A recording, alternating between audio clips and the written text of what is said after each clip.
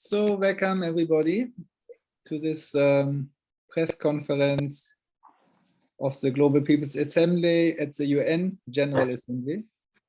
My name is Ingo Ritz. I'm the director of the Global Call to Action Against Poverty. And we organized together with many partners from around the world the Global People's Assembly. So this year, the UN General Assembly met the first time in person again since COVID started. So 140 heads of states came together and they're speaking this week.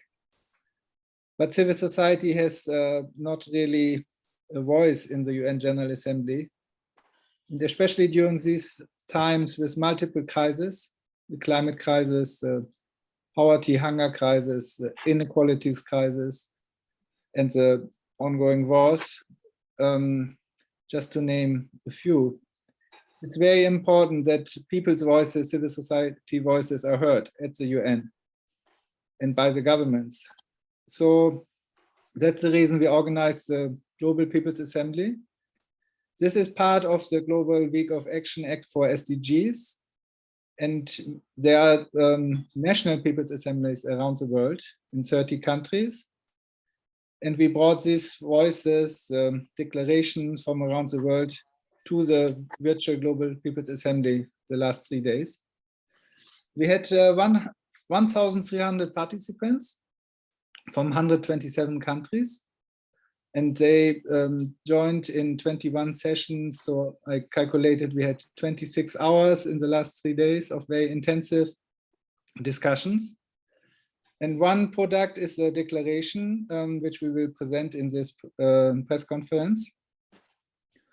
And the most interesting are actually the people, the voices from around the world. So we have 5 interesting people here who will talk about different topics, different perspectives. First, we will hear from Lysa John from CIVICUS. Then we will have Bhakta Biswakarma from the communities discriminated by work and descent. We will have Jane Anyango from the slum in Kenya. We will have Athayde Motta from Brazil.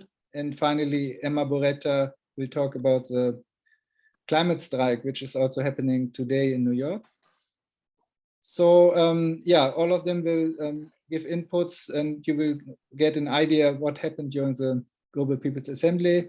I will present the declaration and then we will also have time for questions and answers. So over to Lysa, who is the Secretary General of CIVICUS, who was in several positions in civil society before, and who has a very good overview of what is happening in civil society and who is at the moment at the UNGA in New York. Please, Lysa. Thank you, Ingo. It's great to be here. I'm just going to ask you to flag if there's any drop in the sound, because even though I'm sitting in New York, bandwidth and connection is still a problem all over the world. But having said that, I just want to say what a privilege it is to be here. I'm really excited to be here with fellow activists and colleagues from civil society from across the world. And obviously really interested to hear what they're going to say after my intervention. I'm just going to set the stage in terms of what we're seeing here at the UN General Assembly. Of course, we know that this is the first time in 3 years that we're having the General Assembly in person. It's been great to meet, with development and rights practitioners across the world in person. But having said that, I think it's been extremely frustrating to note that the UN has kind of followed suit with a lot of the governments who've used the pandemic as an excuse to restrict civil participation by blocking civil society from entering the UN, premises itself. And I think that's something we're taking extremely serious note of.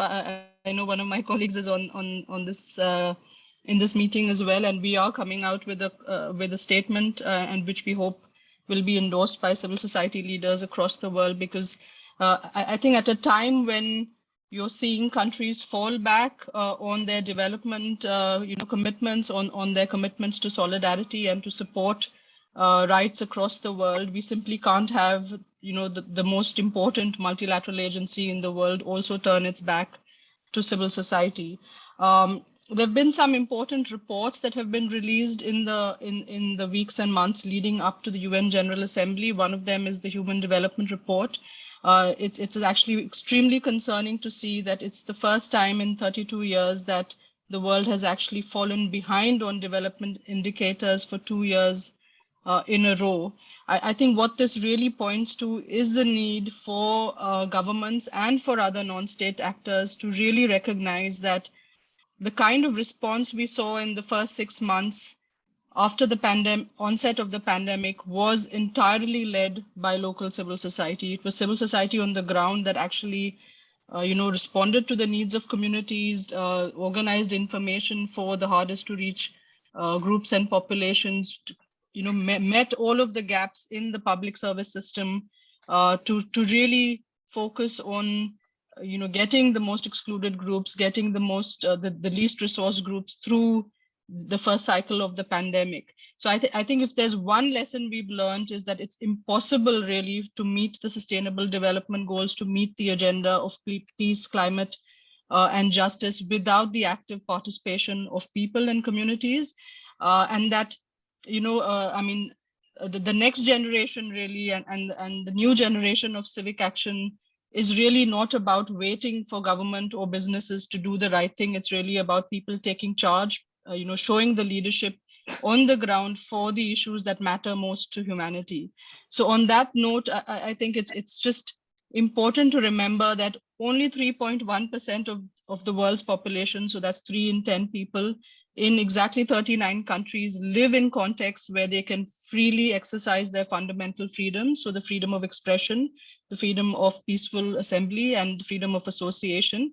In most countries around the world, people are simply not able to organize for their own rights or express any kind of dissent or criticism of efforts of the government and of businesses and other non-state actors. So what this really means is that there's a huge kind of handicap or a huge barrier to people actually being able to organize and share the information, the resources, the expertise that communities have with decision makers, and that should just be unacceptable. It should be completely unacceptable. And I think we're in a situation where the leaderless movements, or rather the leaderful movements, are doing an excellent job of really standing up, organizing voices, organizing action in very restricted situations.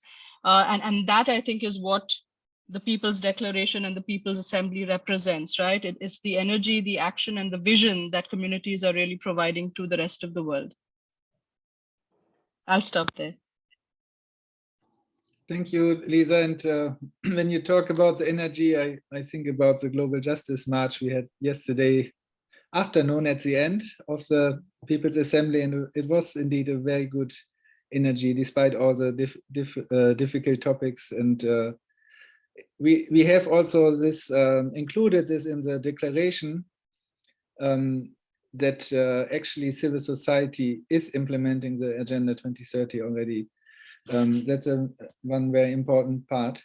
So just to say, the press release is here in the chat, if you see the links in English, French, and Spanish. And maybe if somebody could also post the link of the declaration, that would be nice. So the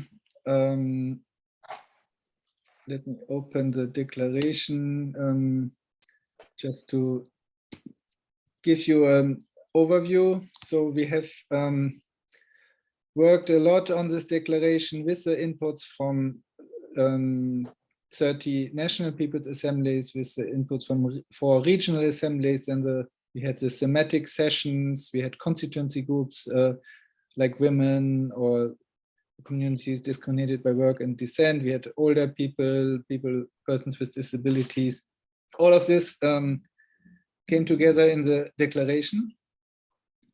The title is Global Justice to Achieve SDGs, Sustainable Equality for All.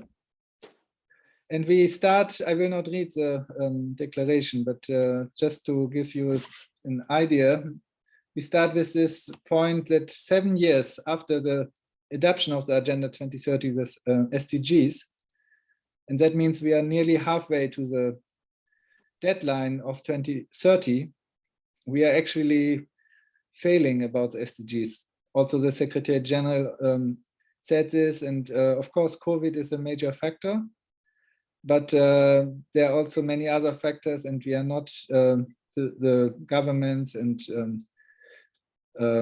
yeah, we are not having the right answers. So indeed, we as civil society are working hard to achieve the SDGs, but as the UN actually predicted, we will achieve the SDGs only 2065 if we continue in the pace as it is now. And for example, gender equality, we will achieve only in 300 years, according to UN Women.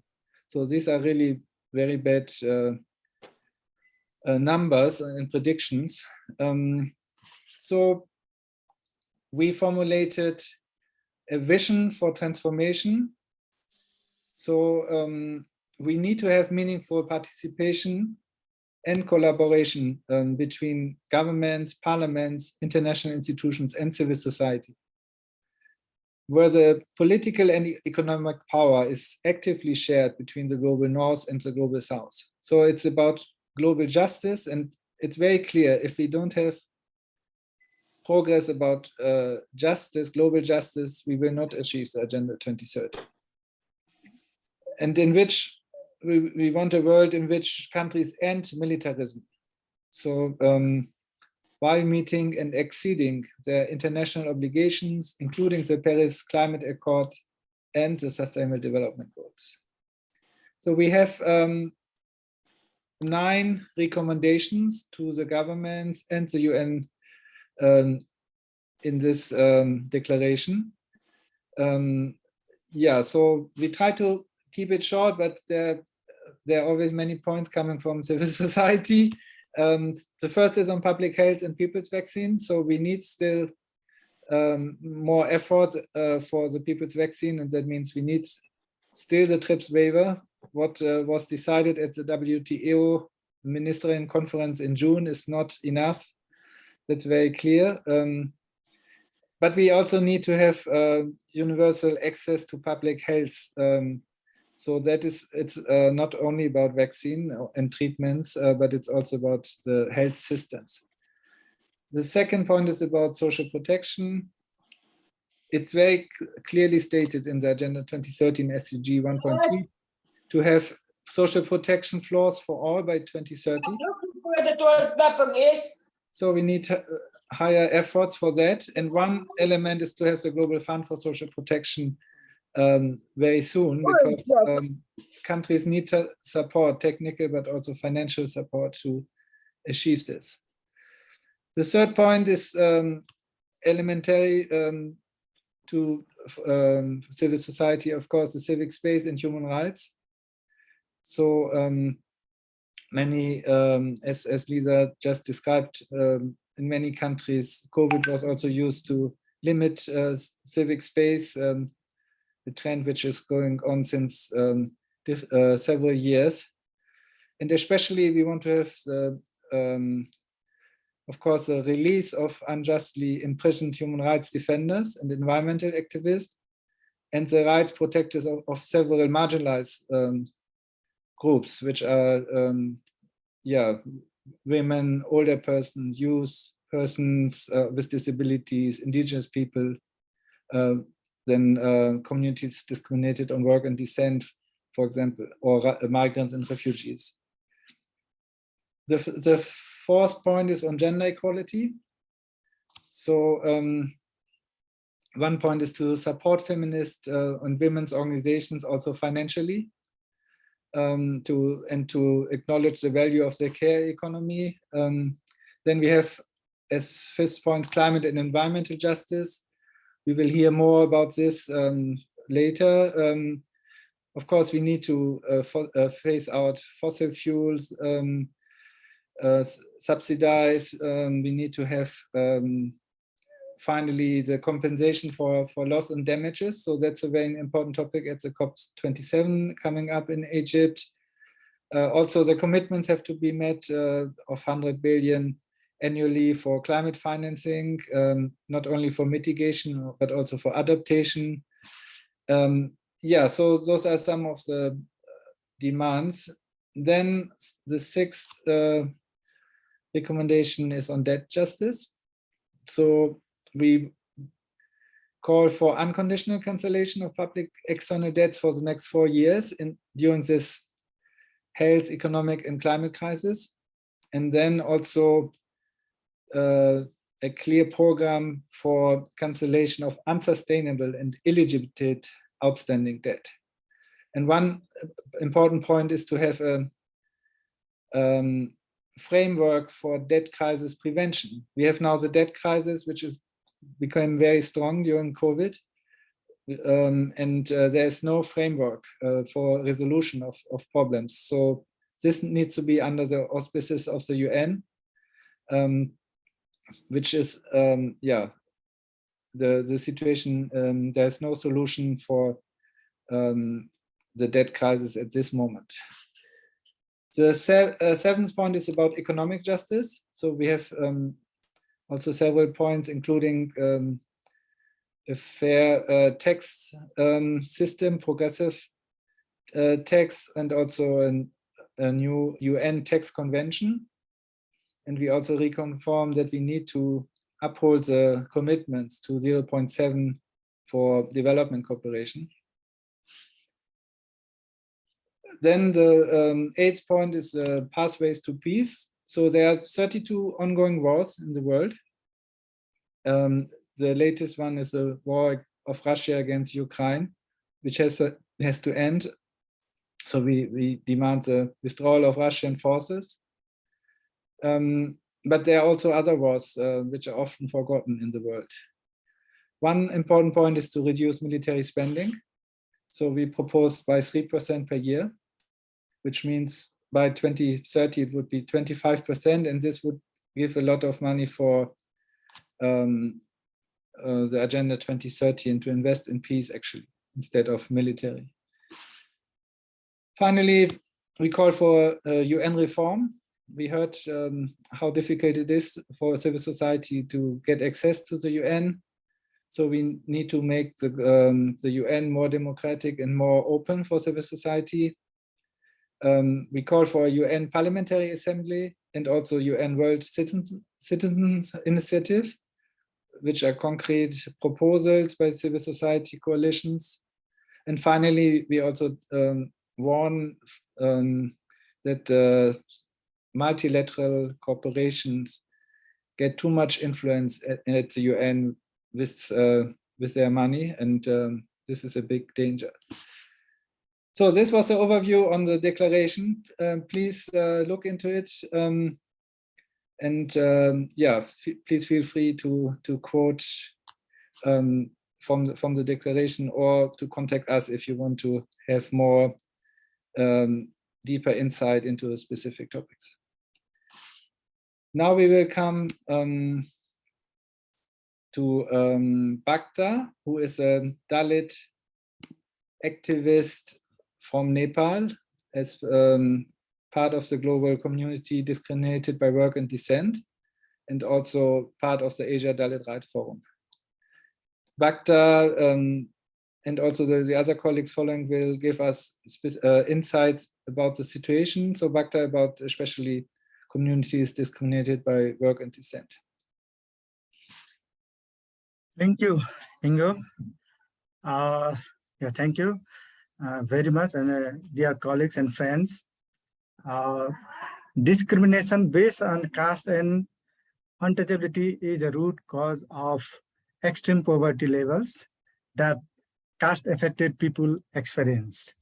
Most Dalits live below the poverty line, earn less than the minimum wage, have no access to education, experience segregation in access to housing, and suffer from numerous diseases. This inequality is exacerbated by the lack of implementation of existing laws to protect the Dalits. The violence, exclusion, slavery, and injustice against Dalits continue and are further marginalized. If we are to achieve the 2030 agenda, it is critical to ensure that the Dalits and similarly discriminated groups based on work and descent are kept at the center of the implementation. Vaccine inequality has been a huge issue where northern countries are driving the agenda and hoarding the vaccine. As a result of this, poorer countries are affected, and it is the poorer and vulnerable communities like Dalit in South Asia and within the community, women and children further face the burden of this disease. Decisions. COVID-19 had multiple forms of impact on the Dalit communities. One of the key impacts was the loss of livelihood due to the lockdown and the consequent restriction on social communication, which have affected their employment and income prospects. Being unskilled and the semi-skilled laborers in both rural and urban areas, the majority of the Dalit workforce were suddenly pushed to the brink of unemployment, and what made their situation worse was the less or no access to the COVID-19 mitigation measures introduced and implemented in their respective countries. SDG 16B focus on promoting and enforcing non-discriminatory laws and policies for the sustainable development of all individuals and groups in society. But there is a huge gap in addressing the livelihood concerns of the most marginalized community who depend mainly and even on informal employment where government policies are less effective. While we see that the goal 10 looks at inequalities, we must focus both in the country and regionally on the social inequalities and not just income inequalities as social status.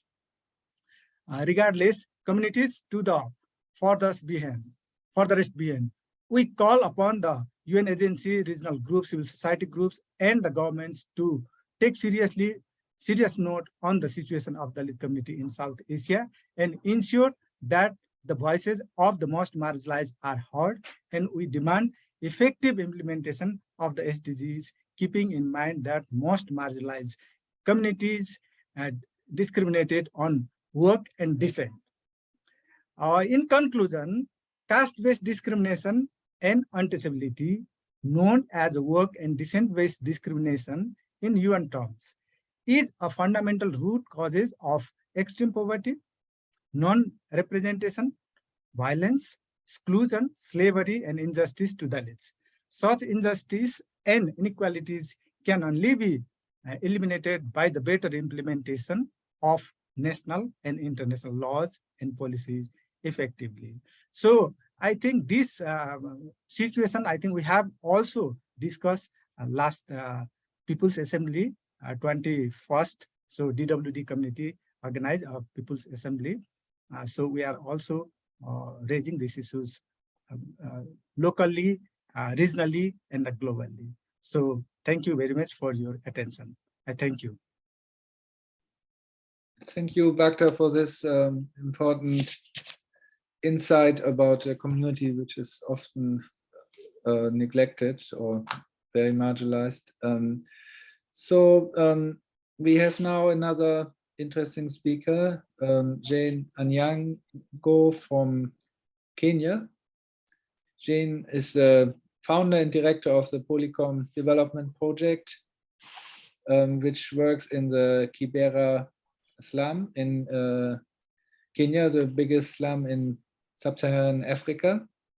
I got to know Jane while in a project we worked with women with disabilities, and I'm really impressed about this, about her work. Please tell us about the perspectives of women and girls in slum or informal settlements, Jane. Thank you so much, Ingo, and thanks to everyone who are part of this conversation today. So I'm happy that the world is finally listening to us and that we are speaking for ourselves. So I bring out the voice of people from the slum settlements. So life has never been the same in the slum settlements since COVID. As we know, in most houses within the slum settlements, people only get together to sleep. People are always away trying to find their ways to survive. So when COVID came, people lost their voices. The men had to stay in the houses. The women had to stay in the houses. The children, the schools were closed. So the children had to be in the houses. And this now was a shared space during the day. So this became so tough. And families, there was a lot of hostility within the families. And so many families broke out because of this. There was a lot of violence against women as reported. There was a lot of violence against children because people would not provide for their families. And as a result of this, people started fighting left, right, and centers. So many families could not afford masks, and even the hand washing, the soap for hand, detergents for hand washing, or even access water for hand washing. Because first, water is very expensive. Secondly, even accessing water was a challenge. So as much as all of these conversations were there, it was very hard for the people in the informal settlement. So there was a lot of psychological torture. If this thing comes with, if we are not washing our hands, and there is no water for us to wash our hands, we don't even have the soap to wash our hands, how are we really going to survive?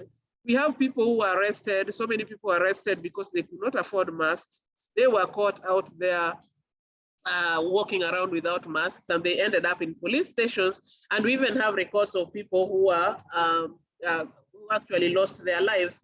We have children, especially girls, who the girls within the school, that is where most organizations can access them, for them to get their sanitary towels, or even, if you get the stories of the slums, there are so many people who don't even have toilets. The children cannot afford even a meal in a day. So they rely on the school to get their sanitary towels, to access their toiletries, and still to get their, even to access the toilets. So it was very hard for them. And so as a result of that, we have girls who ended up engaging in sexual activities. And that is why we have over 4,000 cases of teenage pregnancies that were reported in Kenya then. So we have these girls who have actually dropped out of school. And these are girls from poor backgrounds, which is really a challenge. So we have several girls who, like to us, we were able to give them an opportunity to meet, share, but we're still struggling to get how to take care of these teenage pregnancies, because at Kenyan level, they only talk about the numbers. There are no services that are there for these girls.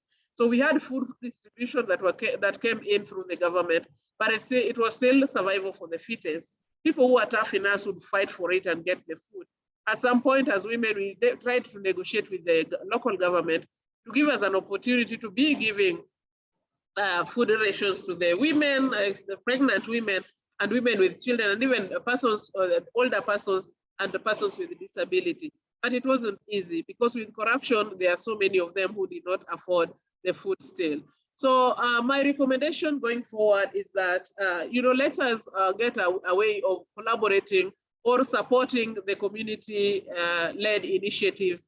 Let us support community organizing, because the communities have their own solutions to their problems. So it was tough, yes. As an organization, we were able to bring the girls together. We were able to negotiate. We were able to make our own detergents. We even got together with UN Women to be making masks and distributing in schools, and even to the people who could not afford them. But these are very short-term initiatives. It's very hard to access long-term funding or even long-term planning for organizations that are on the ground. So let us accept that the people have solutions to their problems, and let us give them the opportunity to be able to solve their problems by availing resources to them. Let us not to be too much bureaucratic. And this one, I'm talking to the donor community. Let it not be too much bureaucratic when we are talking about community organizing. We acknowledge that poverty is there, and the people who are poor, they know what they want for themselves. Kindly help them come out of poverty by giving them their own resources. Otherwise, thank you so much. I'm so happy to be part of this conversation. I'm so happy to make a presentation in UGA. And I hope that the relevant people are going to listen to our voices and not act globally for the local people, but give the local people an opportunity to rise and get to the global platforms. Thank you so much. Thank you, Jane.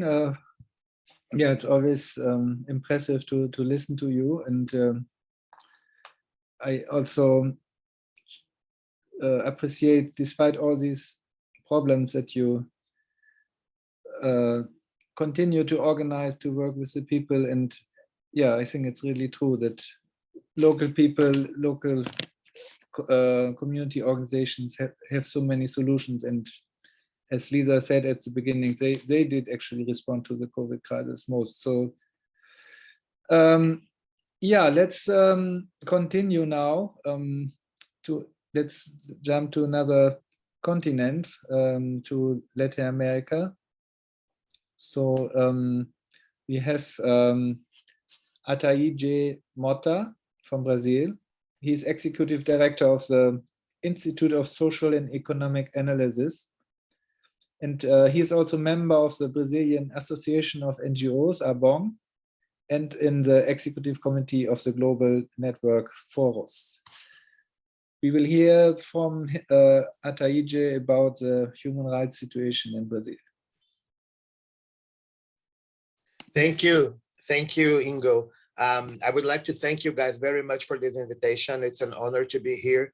The Global People's Assembly is a very important meeting, and we know now the way conservative movements are moving ahead, the importance of supporting and strengthening civil society networks throughout the globe.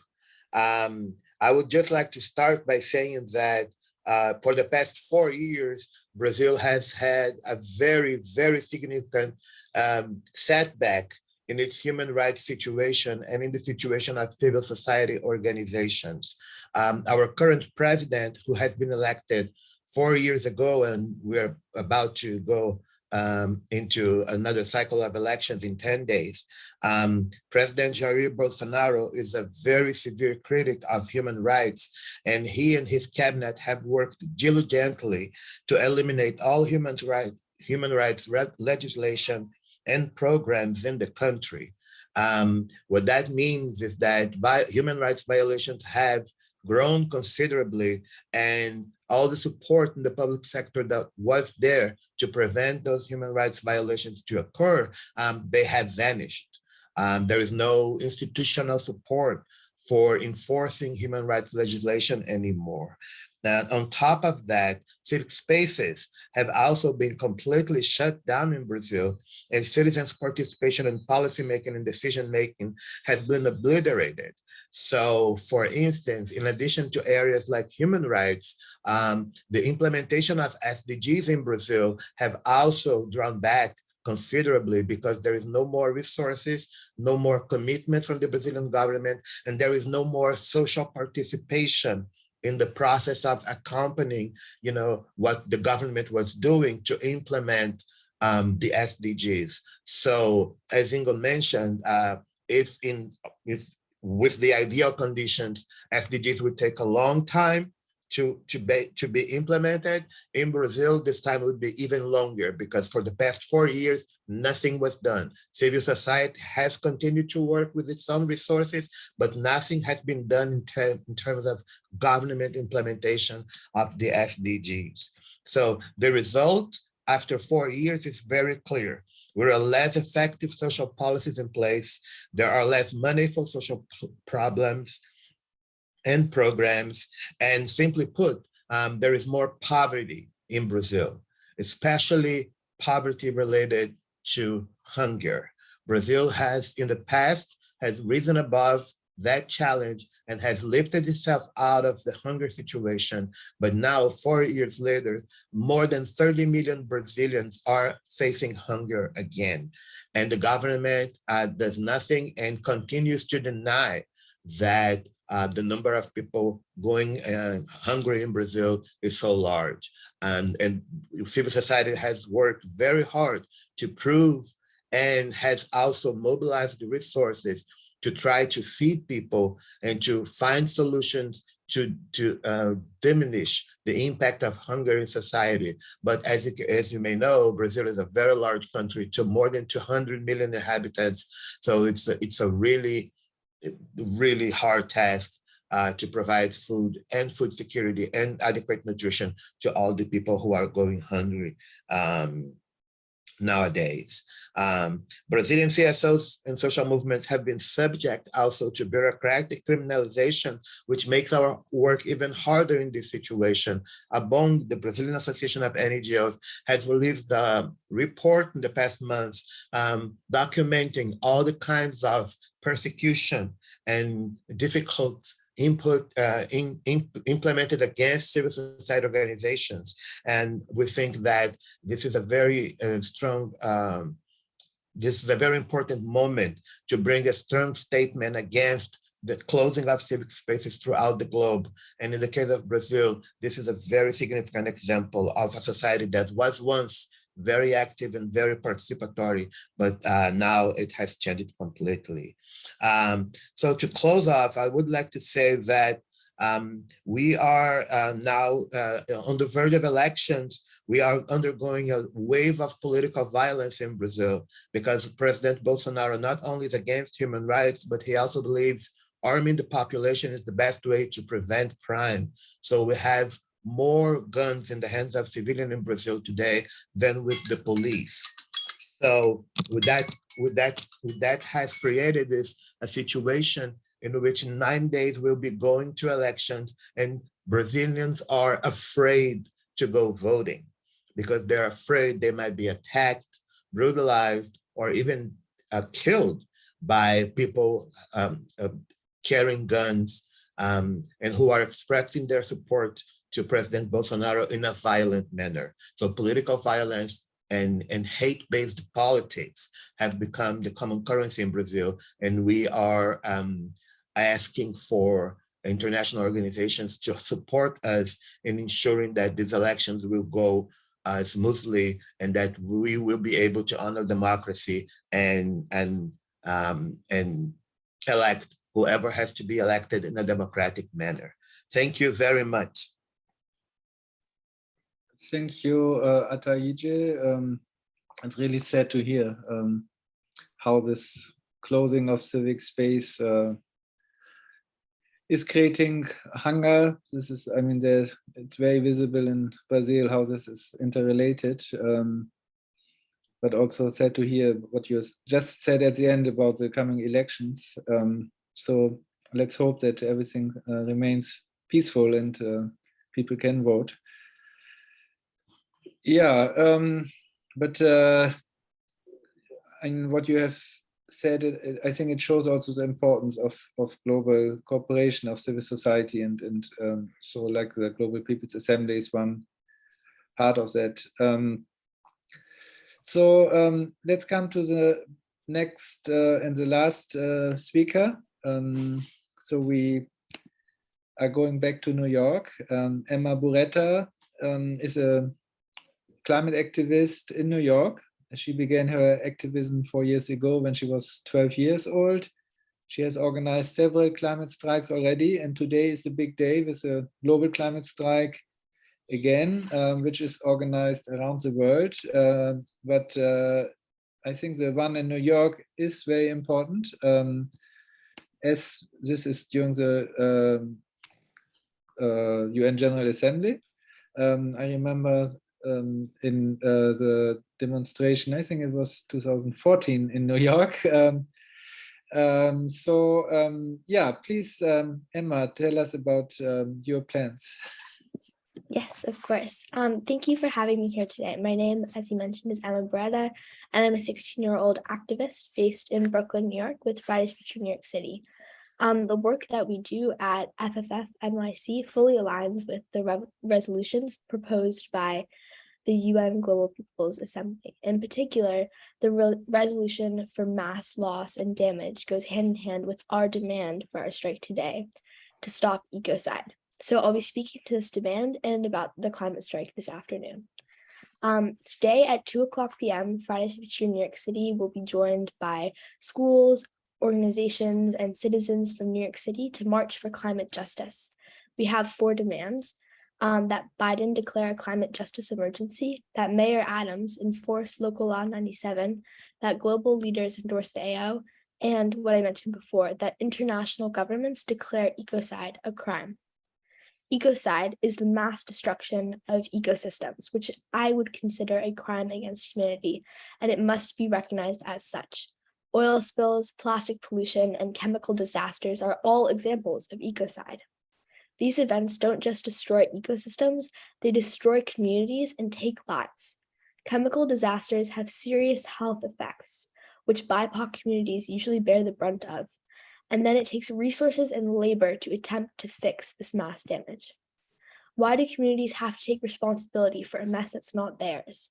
The companies, industries, and governments who have created this damage should be the ones responsible for their crimes. At our strike today, we are honored to have the Stop Ecocide movement represented, with activists like Kevin J. Patel and Julia Jackson speaking about ecocide. We will also have speakers at the climate strike, including Shea Bastida, Jerome Foster II, Elena Gualinga, and Aisha Sidikwa. It is the very least that the press can do to come to the strike today.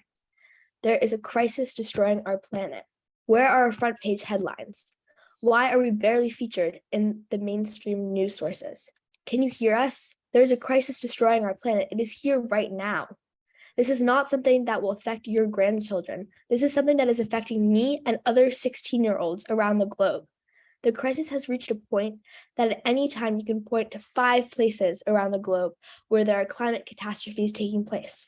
Floods in Pakistan, heat waves in China, mudslides in South Africa, wildfires in Europe. These aren't just climate catastrophes. People are dying, and only more will die because of the climate crisis. It is not a coincidence that my generation is going through a so-called mental health crisis. Do you realize how distressing it is to know that adults around the world don't care about your present or future? Because adults often tell me that they're impressed with the work I'm doing, but I don't want them to be impressed. I want their action. They have robbed me and so many others of the childhood, of adolescence. One of my fellow activists told me yesterday that he's never been to a birthday party. He's never been to one because he's been an activist since he was 14. He didn't have time to go to any of them. You've robbed us of our childhoods. Do you realize how anxiety-producing it is to wonder every day whether I have a present or future? To wonder why no one is paying enough attention to the crisis? To news outlets and adults, come to the strike later today. Prove to me and my generation that you're paying attention, because you have the power to make other people pay attention too.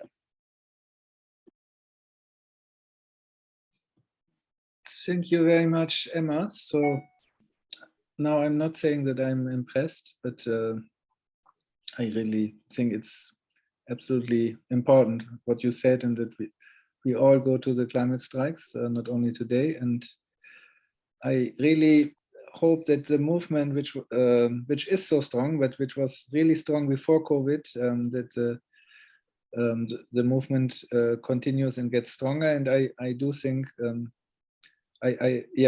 what I hear from people around me, that that's the case. But we need to work hard together. So it's time to ask questions. So can you raise your hand if you have a question? It can be a general question or to one of the speakers. So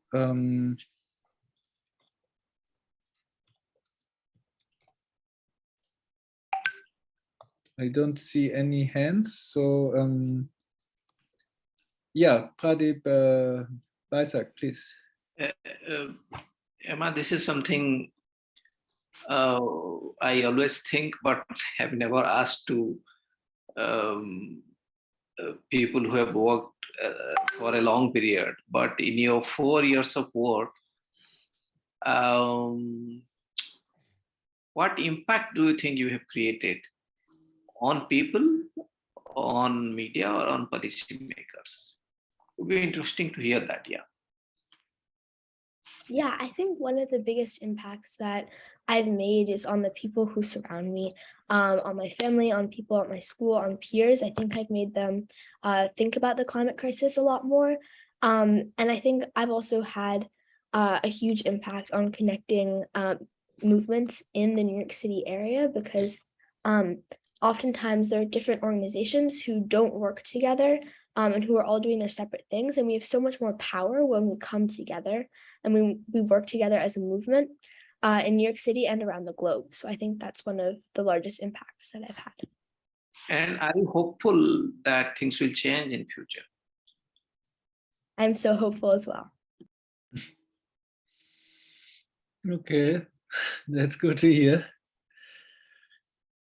Do we have other questions? Hi, everyone. Yes, Ingo, me, I have a question for some of the speakers. First of all, a question to Emma, and if maybe you can tell us how other civil society movements can be inspired by Fridays for Future, and how you really managed to develop such a global movement, really from scratch, I mean, from nothing. That's my first question. And then I have a question for Lysa and Athayde on a civic space, but I will ask it later. Thank you. Okay, good. Yep, please. Emma first, yeah. Yeah, I would say one thing that other movements can learn is that, as Greta said, no one is too small to make a difference. If a bunch of high school students with signs who are skipping school can create a global movement, then anyone can. And we can connect these movements together with people who might seem insignificant to the government, with people who don't seem to have that much power. We can't even vote. I'm 16. I have no power according to the government, but I can make a difference. I can mobilize thousands of people to come to a strike later today. So I think everyone can learn from Fridays for Future that they can make a difference, no matter how small they feel. Thank you. Bibi, you want to ask your other question? Yes, just one for Lysa and Athayde about civic space. So Lysa has explained how civic space is and an enabling environment is shrinking around the globe. But what are some of the tactics and strategies that activists and frontline defenders can use now to protect themselves, and especially in the context of Brazil and the upcoming elections? Thank you so much. Athayde, you go first. Okay, thanks for the question, Bibi. Abong is inviting people next week before the elections for a workshop on security measures. And we have come to that point. Instead of letting people organize their rallies and protests and support their candidates, whoever they are, we're actually asking people to come together so we can talk about preventive measures and to make sure that people, the organization that's member of, who are member of Abong will be able to continue their work then, in a secure manner, that people and their assets and their buildings and their production and their books and their research will not be attacked or vandalized or burned because some people think that living in a democracy is not the ideal, and that they should persecute and terrorize people who think differently or who look differently than what they are. So the fact that we have to take these measures, to me, it shows how far back we have moved from a society that was known for its vibrancy and for its social participation policies. And we're working very hard to overcome these elections and to be able to bring this back, hopefully in the near future. Yes, please, Lysa.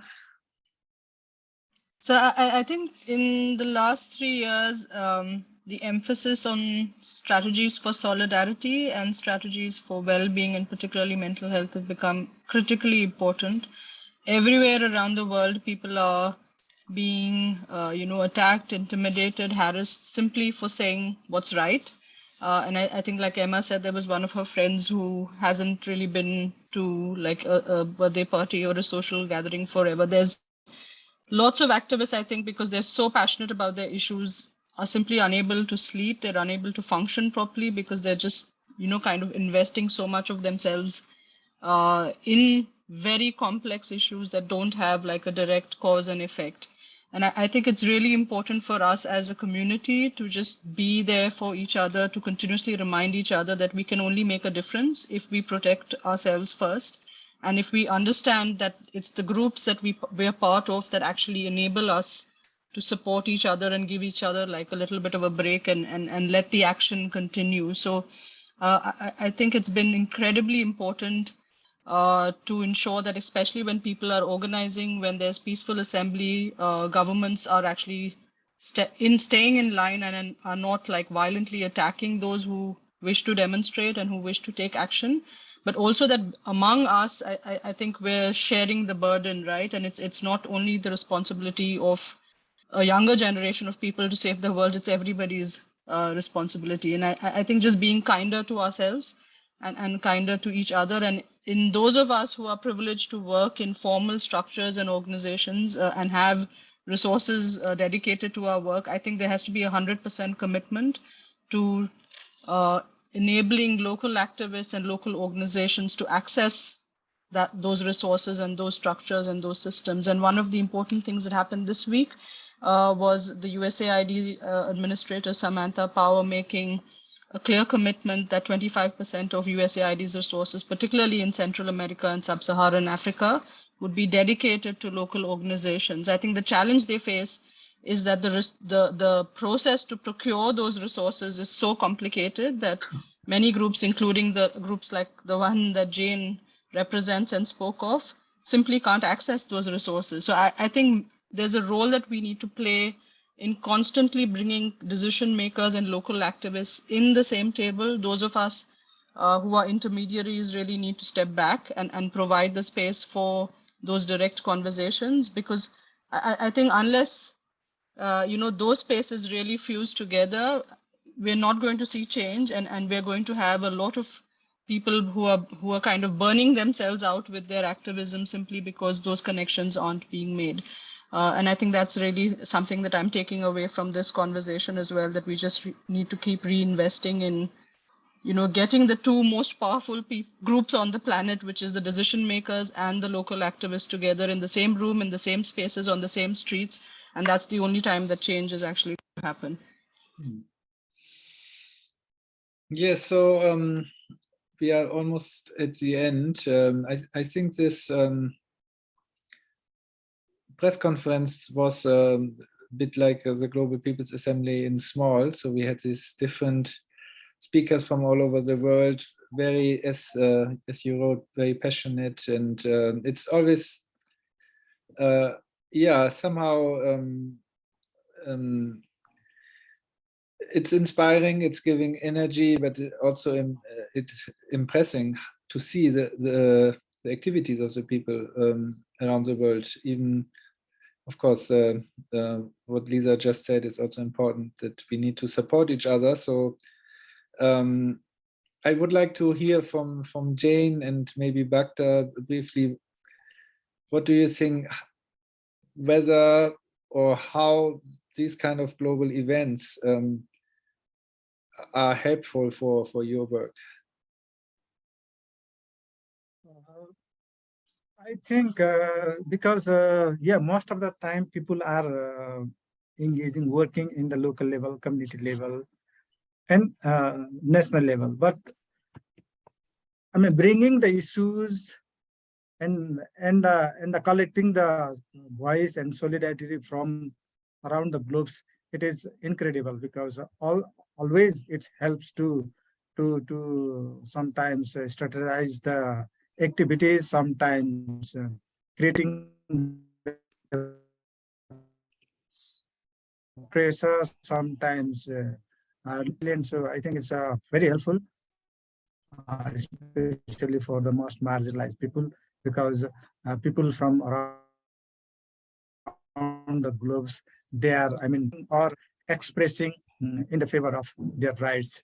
So I think it's a great to have such a platform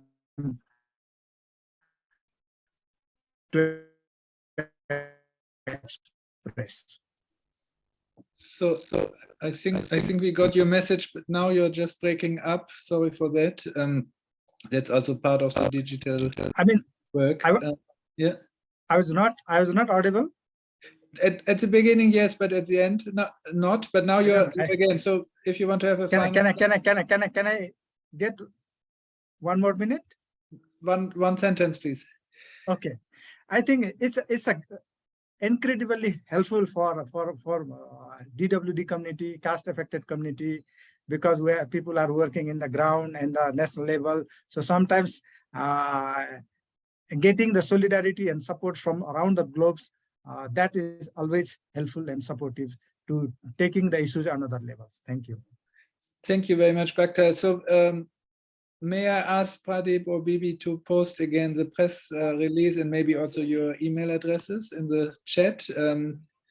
So, and then a final word from Jane. Yeah, thank you so much, Ingo. What I can say is that these global events connect us to issues out there. So they make us feel that we are relevant in the things that we are doing. Also out there, we are able to meet the donors. And I'm happy that we are not just going there just to appear, but we are also making our statements and talking to people who are making decisions. So the global events are very, very important. Otherwise, what has been going on all around is that the assumption that there's nothing going on the ground.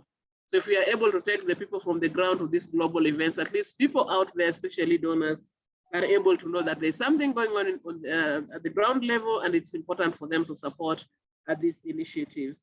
So, so I think it's very important for us to be part of these global conversations. Thank you. So thank you, Jane. Thank you to all the speakers and to everyone who joined. If you want to click here on the press release, you find it again. If you have questions, please ask, contact Pradeep or Bibi. So maybe Bibi, if you can post your email address, so you can be connected also to speakers for interviews, for example. Yeah, and let's finish with the solidarity to Emma and Fridays for Future. So as Brenda from Oxfam wrote, Oxfam will be at the strike, so let's all be at the strike and yeah, do the climate strike together, fight together for global justice, for climate justice. Thank you. Bye-bye. Bye-bye. Thank you. Bye-bye. Good strike, guys. Thank you very Bye, much. everyone. Thank you very much.